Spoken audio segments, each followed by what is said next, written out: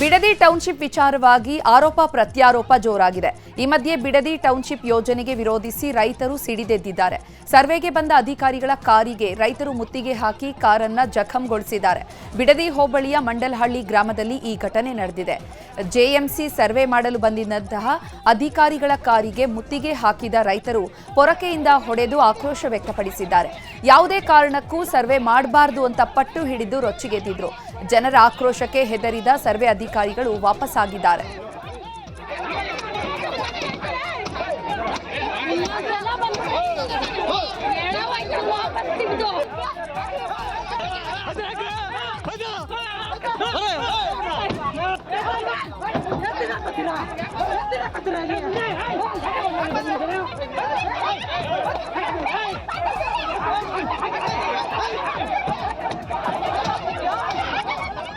ಇನ್ನು ಜೆಎಂಸಿ ಸರ್ವೆಗೆ ರೈತರ ವಿರೋಧ ಪ್ರತಿಭಟನೆಯ ಹಿನ್ನೆಲೆ ಮಂಡಲಹಳ್ಳಿ ಗ್ರಾಮದಲ್ಲಿ ಎಸ್ಪಿ ಶ್ರೀನಿವಾಸ್ ಗೌಡ ಬೀಡು ಬಿಟ್ಟಿದ್ದಾರೆ. ರೈತರ ಜೊತೆಗೆ ಎಸ್ಪಿ ಮಾತುಕತೆ ನಡೆಸಿದ್ದು, ಪೊಲೀಸರ ಜೊತೆಗೂ ರೈತರು ವಾಗ್ವಾದಕ್ಕಿಳಿದಿದ್ರು. ನಮ್ಮ ಅನುಮತಿ ಇಲ್ಲದೆ ನಮ್ಮ ಭೂಮಿಯನ್ನ ಸರ್ವೆ ಹೇಗೆ ಮಾಡ್ತೀರಾ? ಪೊಲೀಸರು ಸರ್ಕಾರದ ಪರವಾಗಿ ಕೆಲಸ ಮಾಡಬಾರದು, ರೈತರ ಮೇಲೆ ದಬ್ಬಾಳಿಕೆ ಮಾಡಿದ್ರೆ ಸುಮ್ಮನಿರಲ್ಲ ಅಂತ ರೈತರು ಕಿಡಿಕಾರಿದ್ದಾರೆ. ಸರ್ವೇಯರ್ ಬಂದಿದ್ರು, ಅವ್ರಿಗೆಲ್ಲ ಪರ್ಕೆ ಇದೇ ತರನೇ ಇದ್ ಮಾಡಿ ಕಳ್ಸಿದ್ವಿ ಸರ್. ಮತ್ತೆ ಇವತ್ತು ಬಂದು ಈ ತರ ಎಲ್ಲ ಮಾಡಿದ್ದಾರೆ ಸರ್. ನಾವು ಪೊಲೀಸ್ನವ್ರ ಜೊತೆ ಎಲ್ಲ ಇಲ್ಲಿ ಕುಂಡಿಸ್ಕೊಂಡು ನಮ್ಗೆಲ್ಲ ಒಳ್ಳೆ ನೈಸಾಗಿ ಪೊಲೀಸ್ನವರೆಲ್ಲ ಮಾತಾಡಿ ಆ ಕಡೆಯಿಂದ ಬಂದು ಎಲ್ಲ ಸರ್ವೆ ಮಾಡಕ್ಕೆ ಏರ್ಪಾಡು ಮಾಡ್ಕೊಂಡಿದ್ದಾರೆ ಸರ್. ರೈತರು ಅಂದ್ರೆ ಸುಮ್ನೆ ಅವ್ರು ಹೇಳಿದ್ನ ಕೇಳ್ಕೊಂಡಿರೋ ರೈತರುಗಳು ಅಂತ ತಿಳ್ಕೊಂಡ್ಬಿಟ್ಟಿದ್ದಾರೆ ಸರ್. ಇವರು ನಾವು 1.5 ವರ್ಷದಿಂದ ಸ್ಟ್ರೈಕ್ ಮಾಡ್ತಿದೀವಿ, ನಮಗ್ ನ್ಯಾಯ ಸಿಕ್ಲಿಲ್ಲ ಅಂದ್ರೆ ಅದೇಂಗೆ ಅವ್ರಿಗೆ ಇಷ್ಟು ಬೇಗನೆ ನ್ಯಾಯ ಕೊಡ್ತಾರೆ ಸರ್ಕಾರ? ಯಾಕೆ ಸರ್ಕಾರ ಕಣ್ಣಿಲ್ವಾ ಸರ್? ಬಾಲಕೃಷ್ಣ ಅವರು ಎಷ್ಟ್ ಸಾರಿ ಸರ್ ಮನವಿ ಕೊಟ್ಟಿದೀವಿ, ಮೊನ್ನೆ ಅಲ್ಲಿ ಆಫೀಸ್ ಕರೆಸ್ಬಿಟ್ಟು ನೀವು ನನ್ ಮನವಿನೇ ಕೊಟ್ಟಿಲ್ಲ ಅಂತ ಹೇಳ್ತಾರೆ ಸರ್. ಅವರು ಎಲ್ಲ ತಡೆಯೋ ಕೆಲಸ ಮಾಡಿದೀವಿ ಸರ್, ಪೋರ್ಕೆ ಸೇವೆಯನ್ನು ಮಾಡಿದೀವಿ, ಯಾರಿಗೂ ಕುಗ್ಗೋದು ಜಗ್ಗದು ಏನೂ ಇಲ್ಲ ಸರ್. ಅಧಿಕಾರಿಗಳ ಕರ್ತವ್ಯಕ್ಕೆ ಅಡ್ಡಿ ಮಾಡಬೇಡಿ ಅಂತ ಎಸ್ಪಿ ಶ್ರೀನಿವಾಸ್ ಗೌಡ ರೈತರಿಗೆ ಮನವಿ ಮಾಡಿದ್ದಾರೆ. ಅಧಿಕಾರಿಗಳ ಮೇಲೆ ಹಲ್ಲೆ ಮಾಡಿದ್ರೆ ನಾವು ಸುಮ್ಮನೆ ನೋಡ್ತಾ ಕೂರಲ್ಲ, ಕಾನೂನು ಕೈಗೆತ್ತಿಕೊಳ್ಳುವಂತಹ ಕೆಲಸ ಮಾಡಬೇಡಿ ಅಂತ ಎಸ್ಪಿ ಎಚ್ಚರಿಕೆ ನೀಡಿದ್ದಾರೆ.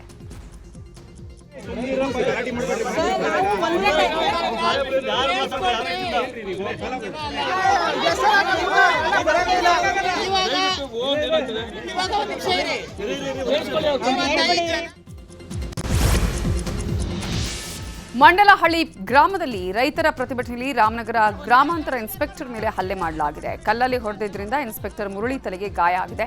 ಇನ್ನು ಸರ್ಕಾರಿ ಅಧಿಕಾರಿಗಳ ಮೇಲೆ ಹಲ್ಲೆ ಮಾಡಿದ ಪ್ರಕರಣಕ್ಕೆ ಸಂಬಂಧಪಟ್ಟ ಹಾಗೆ 4 ಕೇಸ್ಗಳು ದಾಖಲಾಗಿವೆ. ಒಳಸಂಚು ರೂಪಿಸಿ ಸರ್ಕಾರಿ ಅಧಿಕಾರಿಗಳ ಕರ್ತವ್ಯಕ್ಕೆ ಅಡ್ಡಿಪಡಿಸಿದ ಅಡಿ ಕೇಸ್ ದಾಖಲಿಸಲಾಗಿದೆ. ಘಟನೆ ಬಗ್ಗೆ ಸಂಪೂರ್ಣ ಮಾಹಿತಿಯನ್ನ ಕೊಡೋದಕ್ಕೆ ವರದಿ ನೀಡೋದಕ್ಕೆ law and order ADGP Hitendra Kumar ಸೂಚಿಸಿದ್ದಾರೆ. ವಿಡಿಯೋ ಆಧರಿಸಿ ಅಧಿಕಾರಿಗಳ ಮೇಲೆ ಹಲ್ಲೆ ಮಾಡಿದ ಎಲ್ಲರನ್ನೂ ವಶಕ್ಕೆ ಪಡೆಯಲು ಸೂಚಿಸಲಾಗಿದೆ. ಬಿಡದಿ ಟೌನ್ಶಿಪ್ ಹೋರಾಟ ವಿಚಾರವಾಗಿ ಇವತ್ತು ನಡೆದ ಘಟನೆ ಬಗ್ಗೆ ಕೇಂದ್ರ ಸಚಿವ ಎಚ್.ಡಿ. ಕುಮಾರಸ್ವಾಮಿ ಪ್ರತಿಕ್ರಿಯೆ ಕೊಟ್ಟಿದ್ದಾರೆ. ಸರ್ಕಾರದ ಅಧಿಕಾರಿಗಳು ಸರ್ವೆ ಮಾಡಲು ಬಂದಾಗ ಅಹಿತಕರ ಘಟನೆ ನಡೆದಿದೆ. ಈ ಘಟನೆಗೆ ಸರ್ಕಾರವೇ ನೇರ ಕಾರಣ. ರೈತರ ಯಾವುದೇ ಕಾರಣಕ್ಕೂ ಕೆಟ್ಟ ಘಟನೆಗಳಿಗೆ ಅವಕಾಶ ಮಾಡಿಕೊಡಬಾರದು. ಹೋರಾಟವನ್ನು ಸರ್ಕಾರ ದುರ್ಬಳಕೆ ಮಾಡಿಕೊಳ್ಳಬಾರದು ಅಂತ ಹೇಳಿದ್ದಾರೆ. ಅಲ್ಲಿ ಸರ್ವೆ ಮಾಡಲಿಕ್ಕೆ ಬಂದಾಗ ಅಹಿತಕರ ಘಟನೆಗಳು ಏನು ನಡೆದಿರ್ತಕ್ಕಂಥದ್ದಕ್ಕೆ ಇವತ್ತು ಸರ್ಕಾರದ ಚಿಂತಾವಣೆಯೇ ಏನಿದೆ. ನಮ್ಮ ರೈತ ಬಂಧುಗಳಿಗೆ, ನನ್ನ ತಾಯಂದರಿಗೆ, ರೈತ ಜೀವನವನ್ನು ನಿರ್ವಹಿಸ್ತಕ್ಕಂಥ ತಾಯಂದರಿಗೆ ಮನವಿ ಮಾಡ್ತಕ್ಕಂಥದ್ದು, ಯಾವುದೇ ಕಾರಣಕ್ಕೂ ಯಾವುದೇ ಕೆಟ್ಟ ಘಟನೆಗಳಿಗೆ ಅವಕಾಶ ಕೊಡದೆ ಇವತ್ತು ಶಾಂತಿಯುತವಂತ ನಿಮ್ಮ ಹೋರಾಟ ಏನಿದೆ ಅದನ್ನು ಮುಂದುವರಿಸಿ ಕಾನೂನಿನ ವ್ಯಾಪ್ತಿಯಲ್ಲಿ ನಿಮ್ಮ ಪರವಾದ ನ್ಯಾಯವನ್ನು ತರ್ತಕ್ಕಂಥದ್ದಕ್ಕೆ ಹೋರಾಟ ಮಾಡಲಿಕ್ಕೆ ಈಗಾಗಲೇ ಹಲವಾರು ಜನ ತಯಾರಿರ್ತಕ್ಕಂಥದ್ದೇನಿದೆ. ಆ ಹಿನ್ನೆಲೆಯಲ್ಲಿ ನಿಮ್ಮ ಹೋರಾಟದಲ್ಲಿ ಯಾವುದೇ ರೀತಿಯ ಸರ್ಕಾರದ ದೌರ್ಜನ್ಯ ದುರ್ಬಳಕೆಗೆ ನಿಮ್ಮ ಶಾಂತಿಯುತ ಹೋರಾಟಕ್ಕೆ ಯಾವುದೇ ರೀತಿಯ ವಿರೋಧ ಆಗಬಹುದು ಅಂತಕ್ಕಂಥದ್ದು ನಾನು ಹೇಳಲಿಕ್ಕೆ ಬಯಸ್ತೀನಿ. ಇನ್ನು ಮಂಡ್ಯದಲ್ಲಿ ವಿಪಕ್ಷ ನಾಯಕ ಆರ್ ಅಶೋಕ್ ಇದಕ್ಕೆ ಪ್ರತಿಕ್ರಿಯಿಸಿದ್ದಾರೆ. ರಿಯಲ್ ಎಸ್ಟೇಟ್ ಮಾಡಿದ್ರೆ ರೈತರು ಏನ್ ಮಾಡ್ತಾರೆ? ರೈತರನ್ನ ಸರ್ಕಾರ ಖರೀದಿ ಮಾಡೋದಕ್ಕೆ ಹೊರಟಿದೆ. ಕರ್ನಾಟಕದಲ್ಲಿ ರೈತರ ಭೂಮಿ ನುಗ್ತಾ ಇದ್ದಾರೆ ಅಂತ ಕಿಡಿಕಾರಿದ್ರು.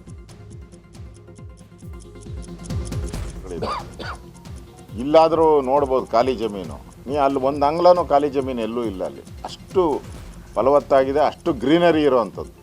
ನೀವು ಅದನ್ನು ಅಕ್ವೈರ್ ಮಾಡಿ ನೀವು ರಿಯಲ್ ಎಸ್ಟೇಟ್ ಮಾರಾಟ ಮಾಡೋಕ್ಕೆ ಹೊರಟ್ರೆ ಇನ್ನೇನು ಹೇಳ್ತಾರೆ? ರೈತರ ನೀವು ರೈತರನ್ನ ಕನ್ವಿನ್ಸ್ ಮಾಡಬೇಕಾಯ್ತು, ಅದನ್ನು ಮಾಡಿಲ್ಲ. ರೈತರನ್ನ ಕೊಂಡ್ಕೊಳಕ್ಕೆ ಹೋಗ್ತಾ ಇದ್ದೀರಾ. ನಾನು ಕೂಡ ಇನ್ನೊಂದು ಬಾರಿ ಬಿಡದಿಗೆ ಹೋಗ್ತಾ ಇದ್ದೀನಿ, ಅಲ್ಲಿ ದೊಡ್ಡ ಹೋರಾಟವನ್ನು ನಾವು ತೊಗೊತೀರಿ. ಕಂಬಳ ಕಿಚ್ಚು ಸುದ್ದಿಗಳನ್ನು ನೋಡೋಣ. ನಾಡಹಬ್ಬ ಮೈಸೂರು ದಸರಾದಲ್ಲಿ ಕಂಬಳ ಆಯೋಜನೆ ಸಂಘರ್ಷ ತಾರಕಕ್ಕೇರಿದೆ. ಅಧಿಕೃತ ನಿರ್ಧಾರ ಆಗದಿದ್ರೂ ಕಂಬಳಕ್ಕೆ ಸಿದ್ಧತೆ ನಡೀತಾ ಇದೆ ಅನ್ನುವಂಥ ಅನುಮಾನ ಇದೆ. ಸಾತಗಳ್ಳಿ ಬಳಿ ಕಂಬಳದ ಟ್ರ್ಯಾಕ್ ಸಿದ್ಧವಾಗ್ತಾ ಇದೆ. ಟ್ರ್ಯಾಕ್ ಅನ್ನ ಜೂನ್ 26ರಂದೇ ಶಾಸಕ ಅಶೋಕ್ ರೈ ಪರಿಶೀಲನೆಯನ್ನು ನಡೆಸಿದ್ದಾರೆ. ಸಾತಗಳ್ಳಿ ಬಳಿ 20 ಎಕರೆ ಜಾಗದಲ್ಲಿ ಕ್ರೀಡಾ ಇಲಾಖೆಯಿಂದ ಸ್ವಚ್ಛತಾ ಕಾರ್ಯವೂ ನಡೆಯುತ್ತಿದೆ. ತೆರೆಮರೆಯಲ್ಲಿ ದಸರಾದಲ್ಲಿ ಕಂಬಳ ಆಯೋಜಿಸಲು ಸರ್ಕಾರ ಸಿದ್ಧತೆ ಮಾಡಿಕೊಳ್ತಾ ಇದೆ ಅನ್ನುವಂತಹ ಶಂಕೆ ವ್ಯಕ್ತವಾಗಿದೆ. ಇನ್ನು ಮೈಸೂರಿನ ಸಾತಗಳ್ಳಿ ಸಮೀಪ ಕಂಬಳಕ್ಕೆ ಮರ ಕಡಿದಿರುವವರ ವಿರುದ್ಧ ಅರಣ್ಯ ಇಲಾಖೆ ಎಫ್ಐಆರ್ ದಾಖಲಿಸಿದೆ. ಅನುಮತಿಯನ್ನ ಪಡೆಯದೆ ಮರ ಕಡಿದಿದ್ದಾರೆ ಅಂತ ಜೂನ್ 27ರಂದೇ ಎಫ್ಐಆರ್ ದಾಖಲಿಸಲಾಗಿದೆ. 20 ಬಿಳಿ ಜಾಲಿ ಮರಗಳು, 2 ಕಾಡು ಮರ, 2 ಗುಲ್ಮಹರ್ ಮರಗಳು, 1 ಕರಿ ಜಾಲಿ ಮರ, 1 ಹೊಂಗೆ ಮರವನ್ನ ಕಡಿಯಲಾಗಿದೆ. ಹಾಗಾಗಿ ಅರಣ್ಯ ಇಲಾಖೆ ಅಧಿಕಾರಿಗಳು ಎಫ್ಐಆರ್ ದಾಖಲಿಸಿದ್ದಾರೆ. ಇನ್ನು ದಸರಾದಲ್ಲಿ ಕಂಬಳ ಆಯೋಜನೆಗೆ ತೀವ್ರ ವಿರೋಧ ವ್ಯಕ್ತವಾಗ್ತಾ ಇದ್ದು ಪ್ರತಿಭಟನೆ ನಡೆಸಲು ಪರಿಸರವಾದಿಗಳು ನಿರ್ಧರಿಸಿದ್ದಾರೆ. ಜುಲೈ 18ರಂದು ಕಂಬಳಕ್ಕಾಗಿ ಸಿದ್ಧಪಡಿಸ್ತಾ ಇರುವಂತಹ ಜಾಗದಲ್ಲೇ ಪ್ರತಿಭಟನೆ ನಡೆಯಲಿದೆ. ಇನ್ನು ದಸರಾದಲ್ಲಿ ಕಂಬಳ ಆಯೋಜನೆ ಕುರಿತು ಸಚಿವ ಯತೀಂದ್ರ ಸಿದ್ದರಾಮಯ್ಯ ಪ್ರತಿಕ್ರಿಯಿಸಿದ್ದಾರೆ. ಮುಖ್ಯಮಂತ್ರಿ ಕಂಬಳ ಮಾಡುವಂತೆ ಹೇಳಿದ್ದಾರೆ. ಆ ಭಾಗದ ಕ್ರೀಡೆ ರಾಜ್ಯಕ್ಕೆ ಪರಿಚಯ ಮಾಡುವುದರಲ್ಲಿ ತಪ್ಪೇನಿಲ್ಲ ಅಂದಿದ್ದಾರೆ. ಮರಗಳನ್ನ ಕಡಿಯಬಾರದಾಗಿತ್ತು, ಅದರ ಬಗ್ಗೆ ಅಧಿಕಾರಿಗಳನ್ನ ಕೇಳುತ್ತೇನೆ ಅಂತ ಯತೀಂದ್ರ ಹೇಳಿದ್ದಾರೆ. ಇನ್ನು ಇದೇ ವಿಚಾರವಾಗಿ ಪುತ್ತೂರು ಶಾಸಕ ಅಶೋಕ್ ಕುಮಾರ್ ರೈ ಕೂಡ ಪ್ರತಿಕ್ರಿಯಿಸಿದ್ದಾರೆ. ಕಂಬಳನ ಮಾಡಬೇಕು ಅಂತೇಳಿ ಮುಖ್ಯಮಂತ್ರಿಯವರು ತೀರ್ಮಾನ ಮಾಡಿದ್ದಾರೆ. ಸೊ ಹಾಗಾಗಿ ಕಂಬಳ ನಡೆಯುತ್ತೆ. ಸಂಸ್ಕೃತಿಗೆ ಸೇರಿದಂಥ ಕ್ರೀಡೆ ಆಚರಣೆ ಇರ್ಬೋದು, ಅದನ್ನ ಇಡೀ ಕರ್ನಾಟಕಕ್ಕೆ ಪರಿಚಯಿಸೋದ್ರಿಂದ ಒಳ್ಳೆಯದೇ ಆಗುತ್ತೆ ಹೊರತು ಅದರಿಂದ ಏನು ತಪ್ಪೇನಿಲ್ಲ. ಅದನ್ನು ಕಡಿಬಾರ್ದಾಗಿತ್ತು, ಅದನ್ನು ಅಧಿಕಾರಿಗಳನ್ನು ಕೇಳ್ತೀವಿ. ಮರಗಳನ್ನು ಕಡಿದ ಹಾಗೆ ಕರೆಕ್ಟಾಗಿ ನೋಡ್ಕೊಂಡು ಮಾಡಿಸ್ಬೇಕು. ಉದ್ದೇಶ ಏನಿದೆ ಅಂತ ನನಗೆ ಗೊತ್ತಿಲ್ಲ. ಅಲ್ಲ, ನಾವು ಕೂಡ ಅಲ್ಲಿಗೆ ಹೋಗಿ ದುಡ್ಡು ಮಾಡಲಿಕ್ಕೆ ಅಂತ ಹೋಗುವಂಥದ್ದು ಅಲ್ಲ. ನಾವು ನಮ್ಮ ಸಮಯ ಕೊಡಬೇಕು, ಹೋಗಬೇಕು, ರಾತ್ರಿ ಹಗಲು ಪ್ರಯಾಣ ಮಾಡಬೇಕು. ಹೋಗುವಾಗ ನಮ್ಮ ಸಮಯ ಕೊಟ್ಟು ಖರ್ಚು ಮಾಡಿ, ಕೈಯಿಂದ ಖರ್ಚು ಮಾಡಿ ಅದನ್ನು ಮಾಡುವಂಥದ್ದು. ಎಷ್ಟೋ ಜನ ಬರಬೇಕಿದ್ರೆ ಅವರಿಗೂ ತೊಂದರೆ. ಅಲ್ಲಿ ಟೂರಿಸಂ ಇಂಪ್ರೂವ್ ಆಗ್ತದೆ. ಈಗಲೇ 600-700 ರೂಮ್ಗಳು ಬುಕ್ ಆಗಿದೆ. ಜನ ದಸರಾಕ್ಕೆ ಹೋಗ್ತಾರೆ.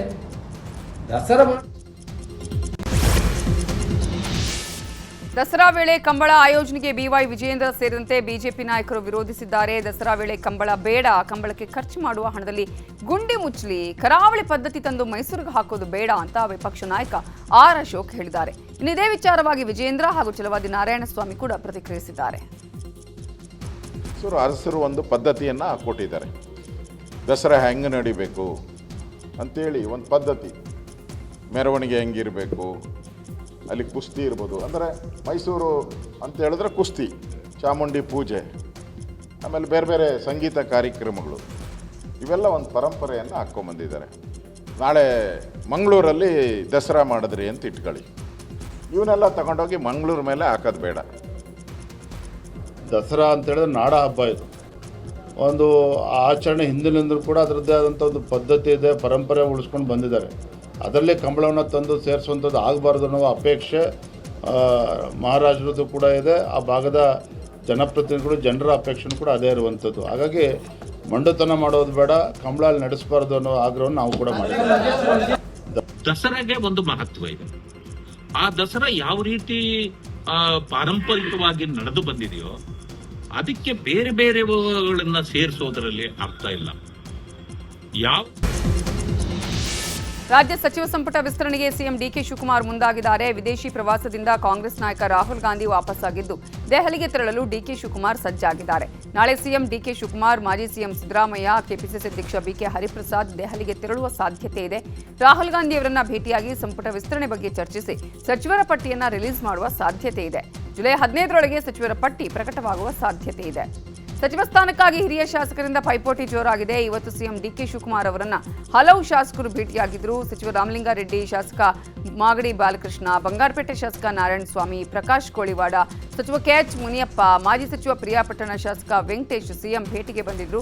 ಗೃಹ ಕಚೇರಿ ಕೃಷ್ಣಾದಲ್ಲಿ ಸಿಎಂ ಭೇಟಿಯಾಗಿ ಸಚಿವ ಆಕಾಂಕ್ಷಿಗಳು ಸಮಾಲೋಚನೆ ನಡೆಸಿದ್ದಾರೆ. ಸಚಿವ ಸಂಪುಟದಲ್ಲಿ ನಮಗೂ ಅವಕಾಶ ಕೊಡಿ ಅಂತ ಮನವಿ ಮಾಡಿದ್ದಾರೆ ಎನ್ನಲಾಗಿದೆ.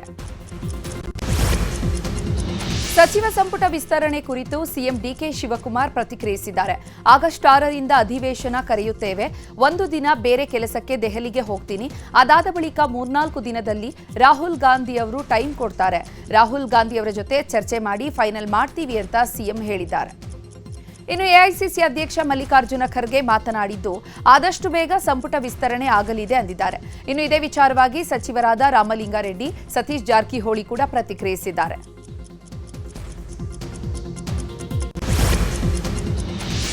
ಸಂಪುಟ ವಿಸ್ತರಣೆಯ ಸುಳಿವು ಬೆನ್ನಲ್ಲೇ ಮಂತ್ರಿ ಸ್ಥಾನ ಪಡೆಯಲು ಸಚಿವ ಆಕಾಂಕ್ಷಿಗಳಿಂದ ಲಾಬಿ ಜೋರಾಗಿದೆ. ಎಐಸಿಸಿ ಅಧ್ಯಕ್ಷ ಮಲ್ಲಿಕಾರ್ಜುನ ಖರ್ಗೆ ಅವರನ್ನ ಶಾಸಕರಾದ ಅಶೋಕ್ ಪಟ್ಟಣ್, ಶಿವಲಿಂಗೇಗೌಡ, ರಾಜೇಗೌಡ ಭೇಟಿಯಾಗಿದ್ದು ಸಚಿವ ಸ್ಥಾನದ ಕುರಿತು ಚರ್ಚಿಸಿದ್ದಾರೆ. ಬೆಂಗಳೂರಿನ ಸದಾಶಿವನಗರದ ನಿವಾಸದಲ್ಲಿ ಭೇಟಿ ಮಾಡಿ ಸಚಿವ ಸ್ಥಾನಕ್ಕಾಗಿ ಒತ್ತಡ ಹಾಕಿದ್ದಾರೆ ಎನ್ನಲಾಗಿದೆ. ಇನ್ನು ಈಶ್ವರ್ ಖಂಡ್ರೆಯೂ ಖರ್ಗೆ ನಿವಾಸಕ್ಕೆ ಭೇಟಿ ಕೊಟ್ಟಿದ್ದರು.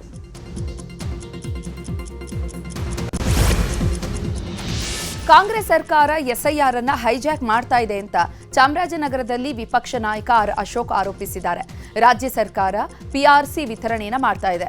ಅಲ್ಪಸಂಖ್ಯಾತರ ತುಷ್ಟೀಕರಣ, ಓಲೈಕೆಗಾಗಿ ಮಾಡ್ತಾ ಇರುವಂತಹ ಕುತಂತ್ರ ಇದು. ರಾಜ್ಯದಲ್ಲಿ 20 ಲಕ್ಷ ಬಾಂಗ್ಲಾ ವಲಸಿಗರಿದ್ದಾರೆ. ದೇಶದ್ರೋಹಿಗಳಿಗೆ ಮಣೆ ಹಾಕುವಂತಹ ಕೆಲಸವನ್ನ ಕಾಂಗ್ರೆಸ್ ಮಾಡ್ತಾ ಇದೆ. ಕಾಂಗ್ರೆಸ್ನಿಂದಲೇ ನಕ್ಸಲಿಸಂ ಶುರುವಾಗಿದೆ ಅಂತ ಅಶೋಕ್ ವಾಗ್ದಾಳಿ ನಡೆಸಿದ್ದಾರೆ.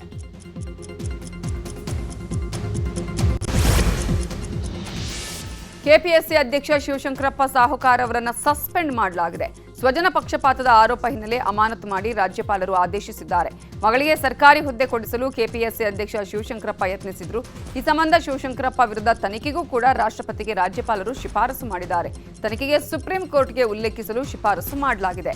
ಶಿವಶಂಕರಪ್ಪ ಸಾಹುಕಾರ್ ಅಮಾನತು ಹಿನ್ನೆಲೆ ಆಯೋಗದ ಹಿರಿಯ ಸದಸ್ಯರನ್ನ ಹಂಗಾಮಿ ಅಧ್ಯಕ್ಷರನ್ನಾಗಿ ಕಾರ್ಯನಿರ್ವಹಿಸಲು ಸೂಚನೆ ನೀಡಲಾಗಿದೆ. ಕೆಪಿಎಸ್ಸಿ ಅಧ್ಯಕ್ಷ ಶಿವಶಂಕರ್ ಸಾಹುಕಾರ್ ಅಮಾನತು ವಿಚಾರವಾಗಿ ಗೃಹ ಸಚಿವ ಪ್ರಿಯಾಂಕ್ ಖರ್ಗೆ ಪ್ರತಿಕ್ರಿಯಿಸಿದ್ದಾರೆ. ತನಿಖೆಗೆ ಅವಕಾಶ ಮಾಡಿಕೊಟ್ಟು ಅವರು ದೋಷಮುಕ್ತರಿದ್ದರೆ ಅವರು ಮುಂದುವರಿಬಹುದು. ರಾಜ್ಯಪಾಲರೇ ವಜಾ ಮಾಡಬೇಕು ಅನ್ನುವ ಆದೇಶ ಕೊಟ್ಟಿದ್ದಾರೆ. ಕೆಪಿಎಸ್ಸಿನ ಸರಿಪಡಿಸಬೇಕು. ಯುವಕರ ಭವಿಷ್ಯವನ್ನು ಸದೃಢಗೊಳಿಸುವುದಕ್ಕೆ ಈ ಸಂಸ್ಥೆಯನ್ನ ಬಲವರ್ಧನೆ ಮಾಡಬೇಕು. ಯುವಕರ ಭವಿಷ್ಯದ ಚೆಲ್ಲಾಟ ಆಡುವ ಯಾವುದೇ ಸಂಸ್ಥೆಯನ್ನ ಸಹಿಸಬಾರದು ಅಂತ ಹೇಳಿದ್ದಾರೆ. ಕೆಪಿಎಸ್ಸಿಗೆ ಬಂದಿರುವ ಕೆಟ್ಟ ಹೆಸರು ಹೋಗಬೇಕು, ಗೌರವ ಉಳಿಸೋರು ಬರಬೇಕು. ರಾಜ್ಯಪಾಲರ ಕ್ರಮ ಸ್ವಾಗತಾರ್ಹ ಅಂತ ಪರಿಷತ್ ವಿಪಕ್ಷ ನಾಯಕ ಚಲವಾದಿ ನಾರಾಯಣಸ್ವಾಮಿ ಹೇಳಿದ್ದಾರೆ. ಕಾವೇರಿ ನಾಡಿನಲ್ಲಿ ಮತ್ತೆ ನೀರಿನದ್ದೇ ತಳಮಳ ಶುರುವಾಗಿದೆ. ನಮ್ಮ ರೈತರ ಬೆಳೆಗೆ ನೀರಿಲ್ಲದಿದ್ರೂ ರಾಜ್ಯ ಸರ್ಕಾರ ಕದ್ದು ಮುಚ್ಚಿ ತಮಿಳುನಾಡಿಗೆ ನೀರು ಹರಿಸ್ತಾ ಇದೆ ಅನ್ನುವಂತಹ ಆರೋಪವನ್ನ ಮಾಡಿದ್ದಾರೆ. ಬಿಜೆಪಿ ಬೃಹತ್ ಪ್ರತಿಭಟನೆಗೆ ಮುಂದಾಗಿದೆ. ಮಂಡ್ಯದ ಮಳವಳ್ಳಿಯಲ್ಲಿ ಆಕ್ರೋಶ ಹೊರಹಾಕಿರುವಂತಹ ವಿಧಾನಸಭೆ ವಿರೋಧ ಪಕ್ಷದ ನಾಯಕ ಆರ್ ಅಶೋಕ್ ರಾಜ್ಯ ಸರ್ಕಾರಕ್ಕೆ ಕೇವಲ 3 ದಿನಗಳ ಡೆಡ್ಲೈನ್ ನೀಡಿದ್ದಾರೆ. ಅಷ್ಟೇ ಅಲ್ಲ, ಸಾವಿರಾರು ಕಾರ್ಯಕರ್ತರೊಂದಿಗೆ ಕೆಆರ್ಎಸ್ ಜಲಾಶಯಕ್ಕೆ ಮುತ್ತಿಗೆ ಹಾಕುವುದಾಗಿ ಖಡಕ್ ವಾರ್ನಿಂಗ್ ಕೊಟ್ಟಿದ್ದಾರೆ. ಈಗ ರಾಜ್ಯದ ವಿದ್ಯಮಾನಗಳು. ಹರಿಹರ ಪೀಠದ ವಚನಾನಂದ ಸ್ವಾಮೀಜಿಗೆ ಪೋಕ್ಸೋ ಪ್ರಕರಣದಲ್ಲಿ ವಿಶೇಷ ನ್ಯಾಯಾಲಯ ಷರತ್ತುಬದ್ಧ ಜಾಮೀನು ಮಂಜೂರು ಮಾಡಿದೆ. ನಿರೀಕ್ಷಣಾ ಜಾಮೀನು ರದ್ದಾದ ಹಿನ್ನೆಲೆ ರೆಗ್ಯುಲರ್ ಬೇಲ್ಗೆ ವಚನಾನಂದ ಸ್ವಾಮೀಜಿ ಅರ್ಜಿ ಸಲ್ಲಿಸಿದ್ರು. ವಿಚಾರಣೆ ನಡೆಸಿದ ದಾವಣಗೆರೆ ಜಿಲ್ಲಾ ಪೋಕ್ಸೋ ನ್ಯಾಯಾಲಯ ಇವತ್ತಿಗೆ ತೀರ್ಪನ್ನು ಕಾಯ್ದಿರಿಸಿತ್ತು. ಸದ್ಯ ವಚನಾನಂದ ಶ್ರೀಗೆ ರೆಗ್ಯುಲರ್ ಬೇಲ್ ಸಿಕ್ಕಿದೆ, ರಿಲೀಫ್ ಸಿಕ್ಕಂತಾಗಿದೆ. ಇನ್ನು ಸಂತ್ರಸ್ತ ಬಾಲಕನ ತಾಯಿ ಹೈಕೋರ್ಟ್ನಲ್ಲಿ ಮೇಲ್ಮನವಿ ಸಲ್ಲಿಸುವ ಸಾಧ್ಯತೆ ಇದೆ. ಮಹೇಶ್ ಶೆಟ್ಟಿ ತಿಮರೋಡಿ ಗಡೀಪಾರು ಆದೇಶಕ್ಕೆ ತಡೆ ನೀಡಲು ಸುಪ್ರೀಂ ಕೋರ್ಟ್ ನಿರಾಕರಿಸಿದೆ. ತಿಮರೋಡಿಯ ಗಡೀಪಾರು ಆದೇಶ ಪ್ರಶ್ನಿಸಿ ದಾಖಲಾಗಿದ್ದಂತಹ ಅರ್ಜಿಯನ್ನ ಸುಪ್ರೀಂ ಕೋರ್ಟ್ ವಜಾ ಮಾಡಿದೆ. ಮಹೇಶ್ ಶೆಟ್ಟಿ ತಿಮರೋಡಿಯನ್ನ ಗಡೀಪಾರು ಮಾಡಿ ಪುತ್ತೂರು ಸಹಾಯಕ ಆಯುಕ್ತೆ ಸ್ಟೆಲಾ ವರ್ಗೀಸ್ ಆದೇಶ ಹೊರಡಿಸಿದ್ರು. ಕರ್ನಾಟಕ ಹೈಕೋರ್ಟ್ ಕೂಡ ಈ ಹಿಂದೆ ಗಡೀಪಾರಿಗೆ ತಡೆ ನೀಡಲು ನಿರಾಕರಿಸಿತ್ತು. ಈಗ ಹೈಕೋರ್ಟ್ ಆದೇಶವನ್ನು ಸುಪ್ರೀಂ ಕೋರ್ಟ್ ಎತ್ತಿ ಹಿಡಿದಿದೆ. ಮನೆ ಕೆಲಸದಾಕೆ ಮೇಲಿನ ದೌರ್ಜನ್ಯ ಪ್ರಕರಣದಲ್ಲಿ ಮಾಜಿ ಸಚಿವ ಎಚ್ ಡಿ ರೇವಣ್ಣಗೆ ಮತ್ತೆ ಸಂಕಷ್ಟ ಎದುರಾಗಿದೆ. ವಿಚಾರಣೆಗೆ ಸಂಬಂಧಪಟ್ಟ ಹಾಗೆ ಎಚ್ ಡಿ ರೇವಣ್ಣಗೆ ಸುಪ್ರೀಂ ಕೋರ್ಟ್ ನೋಟಿಸ್ ಅನ್ನು ಜಾರಿ ಮಾಡಿದೆ. ಎಚ್ ಡಿ ರೇವಣ್ಣ ಅವರನ್ನು ಆರೋಪದಿಂದ ಮುಕ್ತಗೊಳಿಸಿ ಆದೇಶ ಕೊಟ್ಟಂತಹ ಹೈಕೋರ್ಟ್ ವಿರುದ್ಧವೂ ಕೂಡ ಸುಪ್ರೀಂ ಕೋರ್ಟ್ ಅಸಮಾಧಾನ ವ್ಯಕ್ತಪಡಿಸಿದೆ. ರೇವಣ್ಣಗೆ ಕ್ಲೀನ್ ಚಿಟ್ ಕೊಟ್ಟ ಹೈಕೋರ್ಟ್ ಆದೇಶ ಪ್ರಶ್ನಿಸಿ ರಾಜ್ಯ ಸರ್ಕಾರ ಸುಪ್ರೀಂಗೆ ಮೇಲ್ಮನವಿ ಸಲ್ಲಿಸಿತ್ತು. ಈಗ ಪ್ರಕರಣಕ್ಕೆ ಸಂಬಂಧಪಟ್ಟ ಹಾಗೆ ಮಾಜಿ ಸಚಿವ ಎಚ್ ಡಿ ರೇವಣ್ಣಗೆ ಸುಪ್ರೀಂ ಕೋರ್ಟ್ ನೋಟಿಸ್ ಅನ್ನು ಜಾರಿ ಮಾಡಿದೆ. ತಂದೆ ಮಗನ ಮೇಲೆ ಒಂದೇ ರೀತಿಯ ಆರೋಪಗಳಿವೆ, ಅದು ಹೇಗೆ ಆರೋಪ ಮುಕ್ತಗೊಳಿಸಲಾಗಿದೆ? ಮುಂದಿನ ವಿಚಾರಣೆ ವೇಳೆ ವಿಸ್ತೃತವಾದ ವಿವರಣೆ ಕೊಡುವಂತೆಯೂ ಹೈಕೋರ್ಟ್ಗೆ ವರದಿಯನ್ನ ಕೇಳಿದೆ ಸುಪ್ರೀಂ ಕೋರ್ಟ್. ಇನ್ನು ಮಾಜಿ ಸಚಿವ ಎಚ್ ಡಿ ರೇವಣ್ಣ ದಕ್ಷಿಣ ಕನ್ನಡ ಜಿಲ್ಲೆಯ ಪ್ರಸಿದ್ಧ ಕ್ಷೇತ್ರ ನಾಗಕ್ಷೇತ್ರ ಕುಕ್ಕೆ ಸುಬ್ರಹ್ಮಣ್ಯಕ್ಕೆ ಇವತ್ತು ಭೇಟಿ ಕೊಟ್ಟಿದ್ದಾರೆ. ಕ್ಷೇತ್ರದಲ್ಲಿ ವಿಶೇಷ ಪೂಜೆ ಸಲ್ಲಿಸಿ ಬಳಿಕ ಸಂಪುಟ ನರಸಿಂಹ ಮಠಕ್ಕೂ ಭೇಟಿ ನೀಡಿ ಶ್ರೀಗಳ ಆಶೀರ್ವಾದ ಪಡೆದಿದ್ದಾರೆ. ಚಿತ್ರದುರ್ಗ ಜಿಲ್ಲೆಯ ಹಿರಿಯೂರು ವಿಧಾನಸಭಾ ಉಪಚುನಾವಣೆಯ ಕಣ ದಿನದಿಂದ ದಿನಕ್ಕೆ ರಂಗೇರುತ್ತಿದೆ. ಬೈ ಎಲೆಕ್ಷನ್ನಲ್ಲಿ ಹೇಗಾದರೂ ಮಾಡಿ ಗೆಲುವಿನ ಪತಾಕೆ ಹಾರಿಸಬೇಕು ಅಂತ ಪಣ ತೊಟ್ಟಿರುವಂತಹ ಮುಖ್ಯಮಂತ್ರಿ ಡಿಕೆ ಶಿವಕುಮಾರ್ ಕೋಟೆನಾಡಿನಲ್ಲಿ ರಣತಂತ್ರ ರೂಪಿಸಿದ್ದಾರೆ. ಚಿತ್ರದುರ್ಗದ ಪ್ರವಾಸಿ ಮಂದಿರದಲ್ಲಿ ಜಿಲ್ಲೆಯ ಪ್ರಮುಖ ನಾಯಕರೊಂದಿಗೆ ಸಿಎಂ ಡಿಕೆ ಶಿವಕುಮಾರ್ ರಹಸ್ಯ ಸಭೆ ಮಾಡಿದ್ರು. ತೀವ್ರ ಕುತೂಹಲ ಕೆರಳಿಸಿದೆ. ಕರಾವಳಿ ನಗರಿ ಮಂಗಳೂರಲ್ಲಿ ಅಕ್ರಮ ಬಾಂಗ್ಲಾ ವಲಸಿಗರ ಪತ್ತೆ ಕಾರ್ಯ ಚುರುಕಾಗಿದೆ. ಮಂಗಳೂರು ಪೊಲೀಸರು ನಡೆಸಿದ ಸರಣಿ ಕಾರ್ಯಾಚರಣೆಯಲ್ಲಿ ಇವತ್ತು ಮತ್ತೆ 3 ಬಂಧಿಸುವುದು ಸೇರಿದಂತೆ ಒಟ್ಟು 11 ಮಂದಿ ಅಕ್ರಮ ಬಾಂಗ್ಲಾ ನುಸುಳುಕೋರರನ್ನ ವಶಕ್ಕೆ ಪಡೆಯಲಾಗಿದೆ. ಇದರೊಂದಿಗೆ ಕರಾವಳಿಯಲ್ಲಿ ಸಿಕ್ಕಿಬಿದ್ದಂತಹ ಬಾಂಗ್ಲಾ ನಿವಾಸಿಗಳ ಒಟ್ಟು ಸಂಖ್ಯೆ ಈಗ 19ಕ್ಕೆ ಏರಿಕೆಯಾಗಿದೆ. ಇವರನ್ನ ಭಾರತೀಯ ಕಾರ್ಮಿಕರ ಸೋಗಿನಲ್ಲಿ ಕೆಲಸಕ್ಕೆ ಸೇರಿಸ್ತಾ ಇದ್ದ ಪಶ್ಚಿಮ ಬಂಗಾಳ ಮೂಲದ ದಲ್ಲಾಳಿಯ ಜಾಲವನ್ನು ಕೂಡ ಪೊಲೀಸರು ಭೇದಿಸಿದ್ದಾರೆ. ಅಯೋಧ್ಯೆ ದೇಣಿಗೆ ಕಳ್ಳತನ ಪ್ರಕರಣಕ್ಕೆ ಸಂಬಂಧಪಟ್ಟ ಹಾಗೆ ಸುಪ್ರೀಂ ಕೋರ್ಟ್ನಲ್ಲಿ ಪಿಐಎಲ್ ವಿಚಾರಣೆ ನಡೆದಿದೆ. ವಿಚಾರಣೆ ನಡೆಸಿರುವ ಕೋರ್ಟ್ ಪ್ರಕರಣ ಸಂಬಂಧ ರಾಮ ಜನ್ಮಭೂಮಿ ಟ್ರಸ್ಟ್ ಹಾಗೂ ಉತ್ತರ ಪ್ರದೇಶ ಸರ್ಕಾರಕ್ಕೆ ನೋಟಿಸ್ ಅನ್ನು ಜಾರಿ ಮಾಡಿದೆ. ಅಯೋಧ್ಯೆ ರಾಮ ಮಂದಿರದ ಪ್ರಥಮ ಮುಖ್ಯ ಕಾರ್ಯನಿರ್ವಹಣಾಧಿಕಾರಿ ಹುದ್ದೆಗೆ ಶ್ರೀರಾಮ ಜನ್ಮಭೂಮಿ ತೀರ್ಥ ಟ್ರಸ್ಟ್ ಕ್ಷೇತ್ರ ಟ್ರಸ್ಟ್ನ ಅರ್ಜಿ ಆಹ್ವಾನ ಮಾಡಿದೆ. ಈ ಬಗ್ಗೆ ಎಕ್ಸ್ನಲ್ಲಿ ಪೋಸ್ಟ್ ಮಾಡಿ ಮಾಹಿತಿಯನ್ನು ನೀಡಿರುವಂತಹ ಟ್ರಸ್ಟ್ ಜುಲೈ 18ರ ಸಂಜೆ 4 ಗಂಟೆಯೊಳಗೆ ಅರ್ಜಿ ಸಲ್ಲಿಸುವಂತೆ ತಿಳಿಸಿದೆ. ತಮಿಳುನಾಡು ರಾಜ್ಯದಾದ್ಯಂತ ಹಸುವದೆಯನ್ನು ಸಂಪೂರ್ಣವಾಗಿ ನಿಷೇಧಿಸಿ ಮದ್ರಾಸ್ ಹೈಕೋರ್ಟ್ ಕೊಟ್ಟ ಆದೇಶಕ್ಕೆ ಸುಪ್ರೀಂ ಕೋರ್ಟ್ ತಡೆ ಕೊಟ್ಟಿದೆ. ಈ ಆದೇಶದಿಂದ ತಮಿಳುನಾಡಲ್ಲಿ ಸೃಷ್ಟಿಯಾಗಿದ್ದ ಆಡಳಿತಾತ್ಮಕ ಮತ್ತು ಕಾನೂನು ಗೊಂದಲಕ್ಕೆ ಸದ್ಯ ತೆರೆ ಬಿದ್ದಂತಾಗಿದೆ.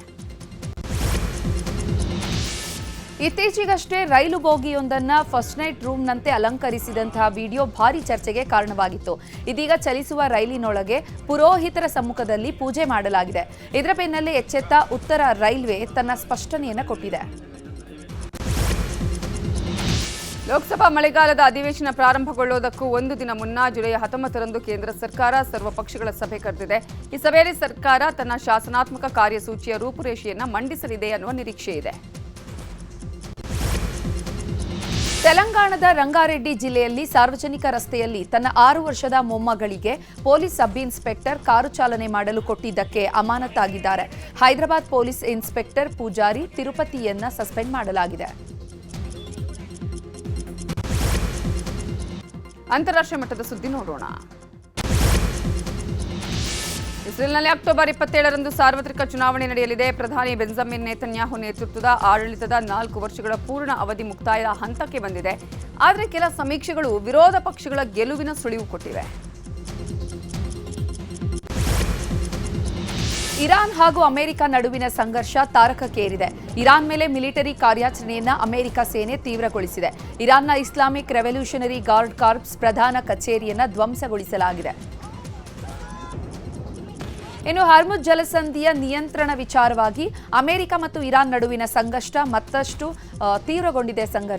ಇರಾನ್ ವಿರುದ್ಧ ತನ್ನ ಸೇನಾ ಕಾರ್ಯಾಚರಣೆಯನ್ನ ತೀವ್ರಗೊಳಿಸಿರುವಂತಹ ಅಮೆರಿಕ ಹಾರ್ಮುಜ್ ಜಲಸಂಧಿಯ ಸಮೀಪ ಇರುವಂತಹ ಇರಾನ್ನ ಪ್ರಮುಖ ಕಡಲ ತಾಣಗಳ ಮೇಲೆ ಭೀಕರ ವೈಮಾನಿಕ ದಾಳಿ ನಡೆಸಿದೆ. ವಿಯೆಟ್ನಾಂ ಬೋಟ್ ದುರಂತದಲ್ಲಿ ಮೃತಪಟ್ಟ 15 ಭಾರತೀಯರ ಮೃತದೇಹವನ್ನು ಸ್ವದೇಶಕ್ಕೆ ಇವತ್ತು ರವಾನಿಸಲಾಗುವುದು ಅಂತ ಹನೋಯ್ನಲ್ಲಿರುವ ಭಾರತೀಯ ರಾಯಭಾರ ಕಚೇರಿ ಹೇಳಿದೆ. ವಿಯೆಟ್ನಾಂನ ಪುಕ್ವಾಕ್ ದ್ವೀಪದ ಬಳಿ ನಡೆದ ಬೋಟ್ ಅಪಘಾತದಲ್ಲಿ 15 ಭಾರತೀಯರು ಮೃತಪಟ್ಟಿದ್ದರು. ಭಾರತದ ಸಿಬ್ಬಂದಿ ಇದ್ದ ಸರಕು ಸಾಗಾಣೆ ಹಡಗಿನ ಮೇಲೆ ಓಮನ್ ಲರಾವಳಿಯಲ್ಲಿ ದಾಳಿ ನಡೆದಿದೆ. ಹಡಗಿನಲ್ಲಿದ್ದಂತಹ ಭಾರತದ 10 ಸಿಬ್ಬಂದಿಯನ್ನು ರಕ್ಷಿಸಲಾಗಿದ್ದು ಒಬ್ಬರು ನಾಪತ್ತೆಯಾಗಿದ್ದಾರೆ. ಇನ್ನು ದಾಳಿಯನ್ನು ಭಾರತ ಖಂಡಿಸಿದ್ದು ಈ ಪ್ರದೇಶದಲ್ಲಿ ಹಡಗುಗಳ ಮೇಲೆ ನಡೀತಾ ಇರುವಂತಹ ದಾಳಿಯ ಘಟನೆಗಳು ತೀವ್ರ ಕಳವಳ ಉಂಟು ಮಾಡಿದೆ ಅಂತ ಹೇಳಿದೆ.